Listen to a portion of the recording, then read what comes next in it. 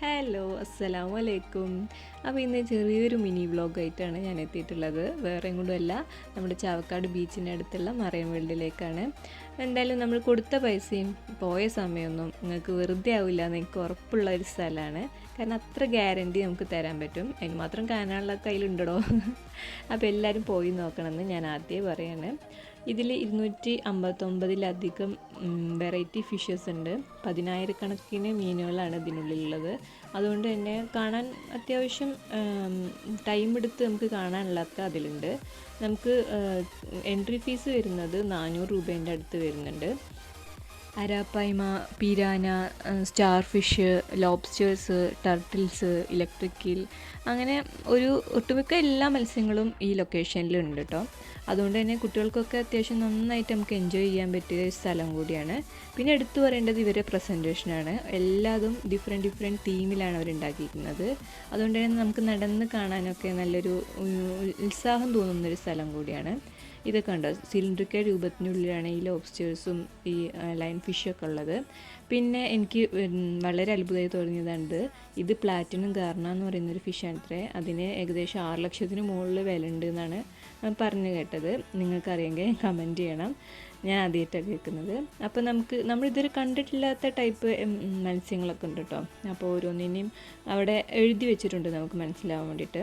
പിന്നെ ഇതിനകത്ത് തന്നെ നമുക്ക് 100-ലധികം ആൾക്കാർക്ക് അറ്റ് എ ടൈം സ്പാ ചെയ്യാൻ പറ്റുന്ന സ്ഥലങ്ങളൊക്കെ ഉണ്ട്. പിന്നെ ഇത് അണ്ടർ വാട്ടർ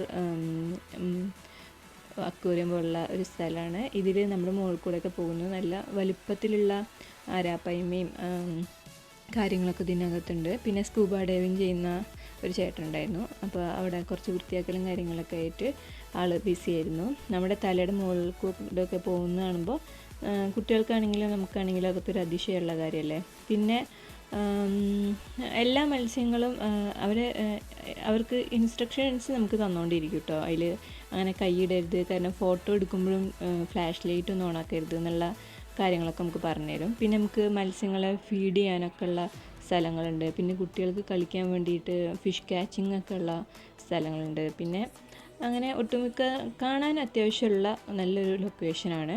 പിന്നെ നമുക്ക് ആക്ടിവിറ്റീസിൽ ചെയ്യാൻ പറ്റുന്ന കുറച്ച് സ്ഥലങ്ങളുണ്ട്. നമുക്ക് ഫുഡ് കഴിക്കാനും റെസ്റ്റോറൻറ്റും കാര്യങ്ങളും ചെറിയ ഫുഡ് സ്പോട്ടുകളൊക്കെ ഉണ്ട്. അപ്പോൾ സമയം പോകാനൊക്കെ പറ്റിയൊരു സ്പോട്ട് തന്നെയാണിത്. ഈ ആക്ടിവിറ്റീസൊക്കെ ഉള്ളത് നമ്മൾ അക്വേറിയത്തിന് പുറത്താണ്. അപ്പോൾ അത് എക്സ്ട്രാ പേയ്മെൻറ്റ് കൊടുത്തിട്ട് തന്നെ നമുക്ക് വേണമെന്നുണ്ടെങ്കിൽ എടുക്കാവുന്നതാണ്. പിന്നെ കുട്ടികൾക്ക് കളിക്കാൻ വേണ്ടിയിട്ടുള്ള ചെറിയൊരു പാർക്കുണ്ട്. നമുക്ക് റെസ്റ്റ് ചെയ്യാൻ ചെറിയൊരു റെസ്റ്റിംഗ് ഏരിയ ഒക്കെ ഉണ്ട്. പിന്നെ നമുക്ക് റെസ്റ്റോറൻറ്റോ കാര്യങ്ങളോ ടീ, കോഫി അങ്ങനെയുള്ള എല്ലാ സൗകര്യങ്ങളും ഇതിനകത്തുണ്ട്. അങ്ങനെ പിന്നെ ജിനുക്കുട്ടിയും കുട്ടിയും ഞങ്ങൾ പിന്നെ നേരെ തിരിച്ച് വീട്ടിലേക്ക് പോകാനുള്ള കാര്യങ്ങൾ നോക്കി. ഫാമിലീൻ്റെ ഒപ്പം നമുക്ക് നല്ലൊരു ക്വാളിറ്റി ടൈം സ്പെൻഡ് ചെയ്യാൻ പറ്റിയ നല്ലൊരു സ്പോട്ട് തന്നെയാണ്. അപ്പോൾ ഇന്നത്തേക്ക് അത്രയേ ഉള്ളൂ. അസ്സലാമു അലൈക്കും.